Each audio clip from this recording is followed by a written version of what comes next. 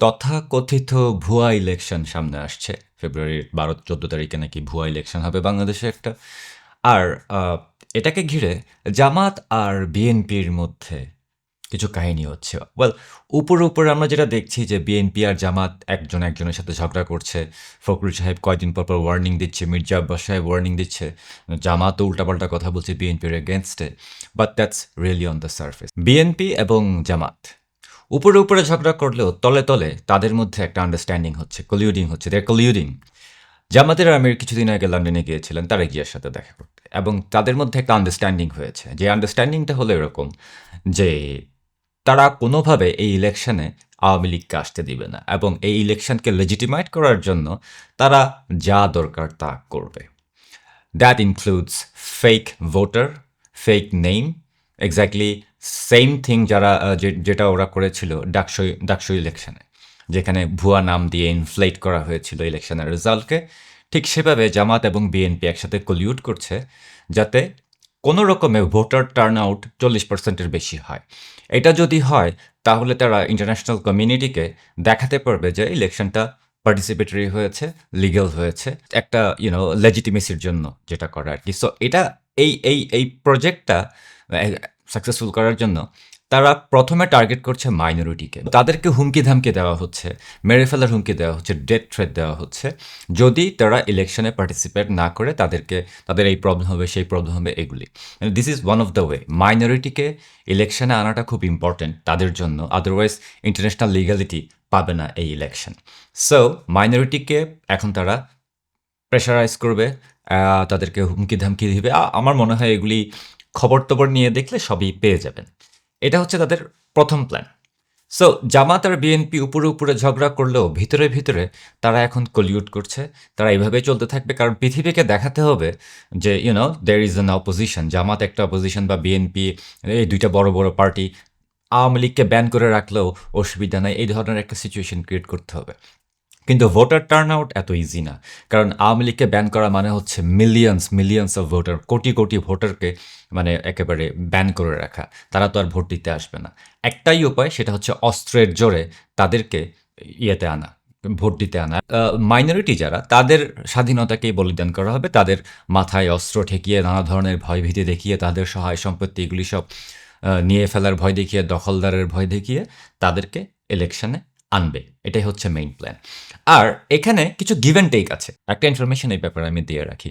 সেটা হচ্ছে যে উলফা নেতা পরেশ বড়ুয়া, উলফা নেতা উলফা নেতার সাথে জামাতের আমিরের একটা বৈঠক হয়েছে, একটা মিটিং হয়েছে, ভেরি টপ সিক্রেট মিটিং, খুবই গোপনে, একেবারে কাকপক্ষীয় যাদের টের না পায় টাইপের একটা মিটিং, কিন্তু ইনফরমেশন চলেও আসে আমাদের কাছে, রাইট না? কোনো না কোনোভাবে গায়েবীভাবে আমাদের কাছে তথ্য তো চলে আসে, এগুলি তো আর ঠেকিয়ে রাখা যায় না। সো এই উলফা নেতা পরেশ বড়ুয়ার সাথে মিটিংয়ে অ্যাকচুয়ালি জামাতের আমির কী ডিসাইড করেছে, কি অ্যাকচুয়ালি প্ল্যান করেছে, এটা দেখার বিষয়। বলে রাখা ভালো, তারেক ভাইয়া যে দেশে আসে না, এই যে গত ১.৫ বছরের মধ্যে আসতে পারে না অ্যাকচুয়ালি, ওই কি বলে, ওই গ্যাঞ্জামের পরপরই যখন স্যার ইউনূস ক্ষমতা নিলেন, তখনই তো চাইলে তারেক ভাইয়া আসতে পারতেন, তাই না? ক্ষমতা তো তাদের হাতে, কিন্তু আসে নাই কেন জানেন? কারণ এই উলফা নেতার সাথে তারেক ভাইয়ার সম্পর্কটা আসলে ভালো না। কারণ তারেক ভাইয়া ১০ ট্রাক অস্ত্র, ওই যে ওইগুলি উলফা নেতাদেরই ছিল, এই পরেশ বড়ুয়ারই ছিল।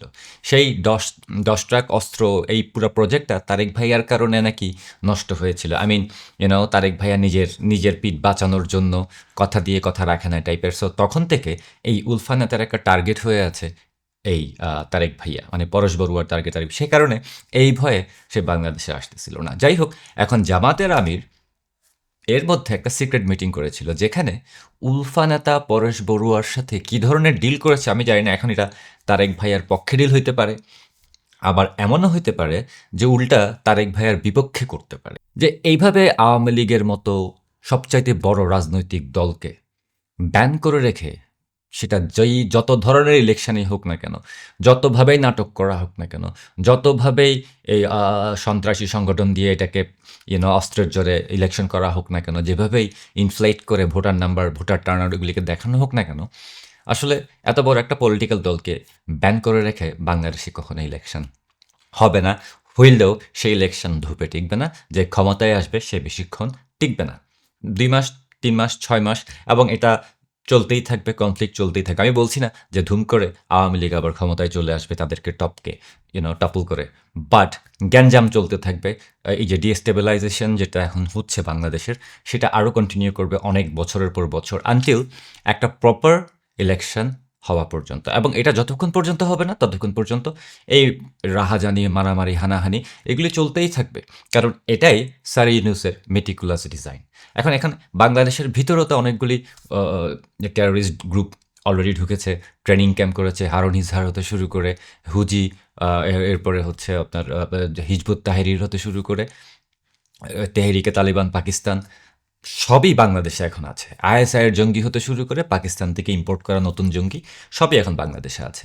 প্রচুর পরিমাণে অস্ত্র বাংলাদেশে এখন ঢুকেছে, পাকিস্তান থেকে ঢুকেছে, মায়ানমার বর্ডার দিয়ে ঢুকেছে। এই অস্ত্রগুলি আসলে কাদের কাছে আছে, কাদের হাতে যাচ্ছে, রাইট? এবং ওই পুলিশের কাছ থেকে খোয়া যাওয়া, চুরি যাওয়া অস্ত্রগুলিও কিন্তু এখনও, লুট হয়ে যাওয়া অস্ত্রগুলিও কিন্তু এখনও তাদের হাতেই আছে। সো পুরো দেশটা একটা বড় কনফ্লিক্টের দিকে এগোচ্ছে। এবং আমি আগেও বলেছি, খেয়াল করেছেন, সেই একই এখনও ওই পথেই আছে।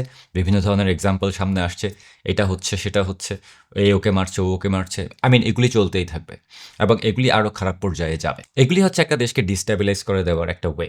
খেয়াল করে দেখবেন, জাতিসংঘ, ইউরোপিয়ান ইউনিয়ন, এরা কিন্তু এদের স্টেটমেন্ট থেকে খুব একেবারে কেউ না দেখে মতো, তারা মনে করেছে যে কেউ খেয়াল করছে না ব্যাপারটা, কিন্তু আসলে সবাই খেয়াল করছে। সেটা হচ্ছে যে তাদের স্টেটমেন্ট থেকে ইনক্লুসিভিটি অথবা ইনক্লুসিভ ইলেকশন এই শব্দটা বাদ করে দিচ্ছে। তারা সারা জীবন ইনক্লুসিভ ইলেকশন করে চিৎকার করে আসছে, রাইট?